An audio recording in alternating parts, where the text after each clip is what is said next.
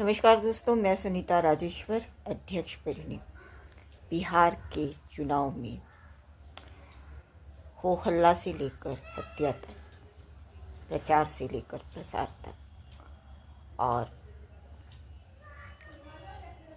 अगर जो हम खर्च देखें तो चुनावों में होने वाला खर्च इतना तो है कि ईमानदारी से अगर कोई सत्तारूढ़ पार्टी बिहार की गरीबी दूर करने लगे तो कुछ हद तक दूर हो जाए और फिर किसी को अपने गांव से शहर पलायन करना ही ना पड़े।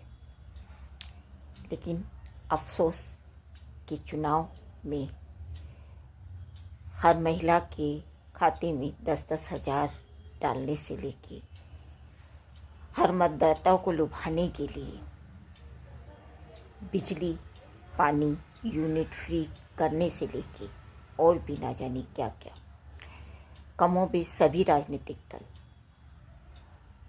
वादे कर रहे हैं, और उसके बावजूद बिहार की दशा से आप और मैं सभी वाकिफ़ हैं।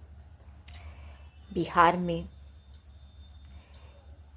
जातीय समीकरण को साध कर सभी राजनीतिक दल अपनी गोटी फिट करने की कोशिश में है, और इस बार मुकाबला कड़ा इसीलिए है कि नीतीश और तेजस्वी दोनों ही मैदान में है, और सवर्ण दोनों में से कोई भी नहीं है। तब इसके अलावा तेजस्वी का परिवारवाद और नीतीश का अपना डुलमुल रवैया, तब एक बार तो नीतीश और तेजस्वी मिलकर सरकार बना चुके हैं। तब अब स्थिति अगर त्रिशंकु होती है तो हालत क्या होगी समझा जा सकता है। राजनीतिक परिदृश्य में बहुमत किसी का भी सिद्ध होता नजर नहीं आ रहा। अगर कोई बड़ी राजनीतिक घटना या घोषणा ना हो जाए तो अभी अगर सब एक संविधान बचाओ की बात कर रहे हैं और दलित वोट बैंक पर अपना काबू सच्चा करने की कोशिश में है, तो दूसरी ओर आधी आबादी महिलाएं भी अब सबकी नज़र में है, क्योंकि वो भी वोट बैंक तो है। इसके अलावा अगर जो यूँ देखा जाए तब तेजस्वी के मुख्यमंत्री पद का दावा करने वाली कांग्रेस नीति गठबंधन में कांग्रेस के सामने ही वामपंथी चुनाव लड़ रहे हैं। कई जगह मुकाबला इस तरह से अटकेगा। अगर जो बहुत सोच समझ कर किया जाता तो शायद इस स्थिति से बचा जा सकता था, क्योंकि चुनाव में 1% की भी अहमियत होती है।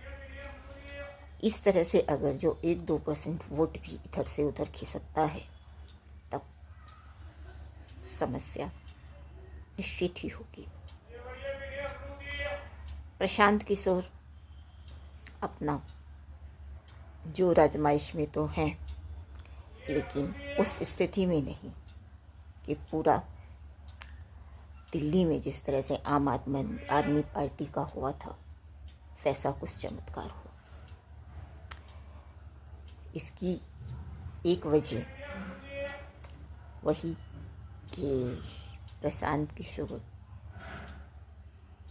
जो अभी राज्य में बंद है शराबबंदी, उसे खोलने की बात करते हैं, जो महिलाओं के लिए बहुत अच्छी बात नहीं है, क्योंकि महिलाओं को ही शराबी पुरुष और जिस घर में शराबी हो उसे झेलते हुए घर चलाना पड़ता है। पता नहीं किसने प्रशांत किशोर को इतना रणनीतिकार मानने की हिमाकत की कि शराबबंदी खोलने की बात करते। खैर, चुनाव में कल मतदान दूसरे और आखिरी चरण का है और परिणाम 14 तारीख जवाहरलाल नेहरू के जन्मदिन पर आने वाला है। क्या होगा क्या नहीं होगा, ये तब इतिहास बन चुकेगा। और तेजस्वी या नीतीश कौन? नीतीश का कहा जा रहा है कि अब नीतीश एनडीए के मुख्यमंत्री नहीं होंगे, लेकिन आखिरी दम पर क्या होता है यह कहना मुश्किल है। यूँ जवाहरलाल नेहरू की एक लाइन है, विफलता तभी होती है जब हम अपने आदर्शों, उद्देश्यों और सिद्धांतों को भूल जाते हैं। ये कहना है जवाहरलाल नेहरू का। मैं क्यों कोट कर रही हूँ? सारे रणनीतिकार शायद इस चीज़ को समझ पाएंगे, क्योंकि कांग्रेस हो या एनडीए या फिर कोई और गठबंधन या पार्टी, सफलता और विफलता शुरुआत से जड़ से मजबूती के साथ एकजुट होकर, एकजुट रहकर लड़ने में ही है सफलता छुपी। और बहुत कुछ बिखर रहा है, कहीं भी इधर कभी उधर, कभी बातों से और कभी सीटों पर आमने सामने चुनाव लड़कर। खैर, संविधान बचाइए और जात तोड़िए।